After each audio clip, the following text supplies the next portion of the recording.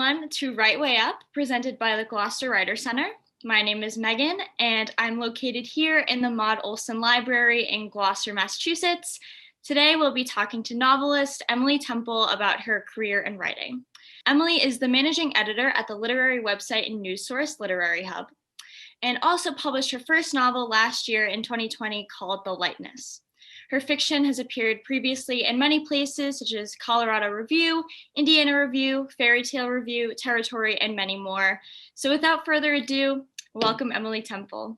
Thanks for having me. More of your writing, I've noticed that you have this pull towards and the ups and downs of it. So could you tell me how you found this niche in your writing and why you kind of stick to it? The main reason is probably I'm just interested in teenage girls. I think that having been one myself, it's this very particular and special time in your life where everything seems more magical and everything seems more possible. And your emotions are just stronger at that age. And that just makes for really interesting subject matter because everything is life or death. Everything is possibility in this way that, then you grow up and you get jaded and you think like, how could I ever thought that I would have levitated? And, but you have much more space as a teenager. You have much more imagination that's just like seems available, or at least that's how I felt then. And just the intensity of that time, I think is really interesting and fruitful. And this passion for girlhood has spawned quite a few different types of characters. You have mean girls and more nerdy girls, girls that are vulnerable and have bad families and stuff like that. So I was wondering if you've ever based characters on real people or even put yourself into them sometimes. Oh yeah, every single one is me. I mean, it's funny, I did a Zoom with my high school friends after I published this book, and they're like, okay, Emily, we were your friends at this time. Tell us who is who. And I was like, I'm really sorry, guys. They're all me.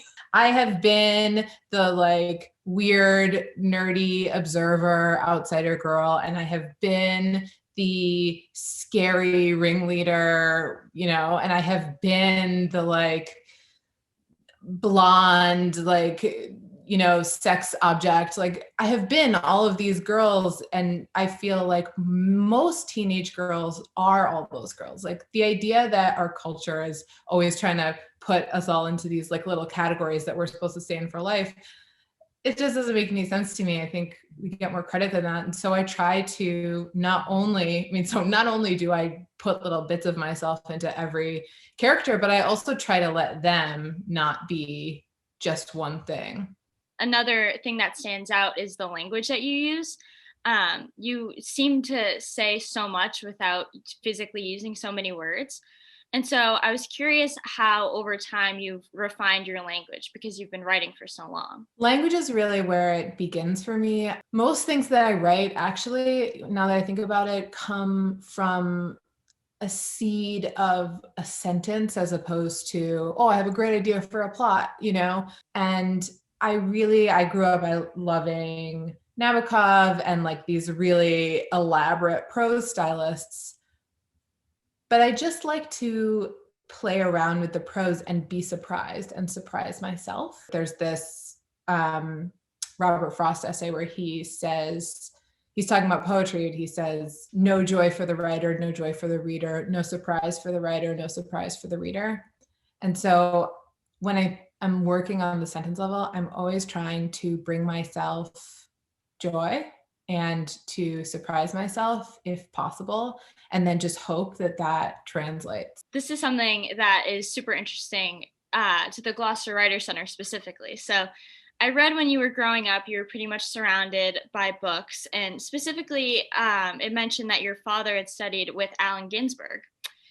Here at the Gloucester Writers Center, the Beats are a huge deal because we Charles Olson, the poet, was, a big part of Gloucester. And so I was wondering if you ever had a similar connection to beat poetry, or if you were ever inspired by it or by your parents' love of literature. Well, I mean, the easy answer to that is that, of course, I was inspired by my parents' love of literature. I grew up in a house full of books. when I was a kid, the only thing that I definitely was allowed to get, was 2 books when we went to Barnes and Noble, and my dad read to me every night before I went to sleep when I was a kid. And it was really just a big part of my life from the time I was born. And my dad,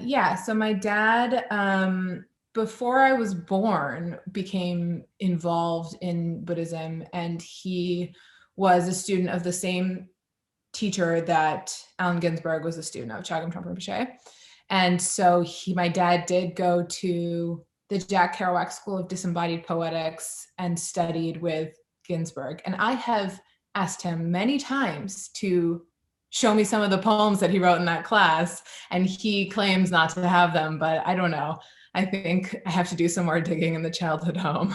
I have thought a lot about the beats. I wrote my undergraduate thesis on the secular fiction of American Buddhist writers. And so I studied the beats whose writing can only sometimes be called secular, but I studied them in conjunction with that project. And, I have mixed feelings about them at this point in my life, but I really, I think that there's a lot there, and that they are really interesting and lasting creators from this particular moment. And the fact that they have lasted for so long and that people still really relate to their work, even now when the world is so different, shows that there was some kernel of, I hesitate to say like truth, but it feels like some kind of internal truth into what they were doing. There's a lot of differences for me in like writing stuff for a website versus writing stuff for yourself. Do you notice any differences in maybe how you work, or how quickly you come up with ideas or things like that? Of course, in a way, it's the same thing. You're putting yourself out there and you're putting your thoughts down, and both of them come from you in the most essential and practical way. But they're actually such different beasts. When you're working on your creative work, or at least I will say, when I'm doing my own creative work, I am much more anxious about it. I overthink it. I'm fixating, as I've mentioned, on every sentence. I'm trying to look at it from a million different angles, and I want it to be good the first time I put it down on paper, which of course it never is. It's never good the first time you put it down. Editing is great. But with writing for a website, because it's more, well, first of all, it's nonfiction. So it's still the same. It's still my thoughts, my view, my lens of things. But because it's not, we talk about like someone's novel or their like creative work as being like, this is their soul on display. But you don't say that about like their cultural criticism necessarily. Yeah. And so it's like the pressure is off in a certain way, even though probably more people will see my writing for Literary Hub, which gets millions of page views per month, than they will read my novel. There's something that I find freeing about it, because the internet is this sort of ephemeral space where things pop up, and then even though they never disappear, they sort of disappear. And it's given me the ability to let go a little bit on my creative side, to just think about, what, you get up and you got to write this stuff, you got to produce the content so that people will click, and you want it to be good and you want it to be interesting, but then you just let it go. And that letting it go part, that's what I have found is most useful to bring back to the creative writing, because you can always come back to it. But if you're fixated on the paragraph for one paragraph for 3 months, you will never finish that novel. So something interesting you once wrote was that for a long time you didn't consider yourself a writer because it seemed like a sort of special career for special people. And I think this is like a super interesting idea that I related to, and I feel like a lot of other young writers could relate to. Now that you've grown as a writer, do you have any advice on how to combat this idea of, not feeling like a writer maybe because like you haven't accomplished a lot or for whatever reason? I'm of two minds because I want to just say, look, if you write, you're a writer. That's what the word means. Yeah. So you don't have to hold yourself to that extraordinary standard. On the other hand, I think in some ways it served me to venerate the idea of the writer to a certain extent, because it made me invest in it, and it made me read, and it made me, think about not what it was going to be like to like have my scarf and sit in a cafe and be writing the next great American novel. Like that part is not helpful, but the part about how can I be looking around, and how can I be listening, and how can I be translating my environment to what I see, like a real writer. I think that learning those skills early on to try to emulate the writers that I wanted to be like, I think that was useful. But that was just useful for me. I would say everybody should just go out there and declare themselves a writer. My best friend from college showed up on day one and said to me, "I'm a poet. What are you?" And now she's so far ahead of me. She has 2 books of poetry. She has 5 YA novels, and she has her dream job teaching at Interlochen Arts Academy. And she's like amazing because she just decided early on, I'm a writer, and it served her well. So I think that's actually the way. If you're someone who writes down things that you notice in a journal and, thinks about how to string them together into a way that might move someone, you're just a writer. It doesn't matter if you've published that.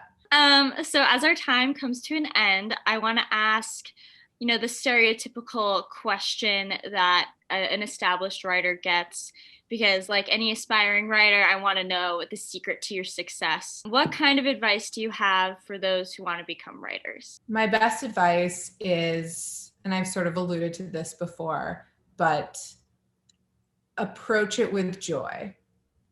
If what you're doing feels like pulling teeth, it may not be the right kind of writing.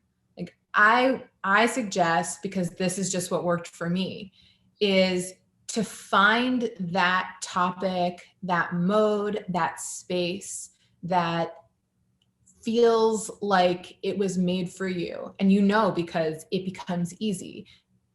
It's not that it's not work, but it gives you joy. You can, that feeling when you are doing something and you look up and it's been 2 hours and you don't notice. That's where you should be finding your writing personality. Because if you can find that, it's like doing what you're naturally best at. And it might not be what your favorite writer does, but that's about finding your own voice. And that's going to make your writing great and special. And it's going to be sustainable, because if you are pulling teeth and you look up and it's been 37 seconds, it's going to take you a lot longer. So I would say just like find your niche of where it feels good to you, and it feels like magic.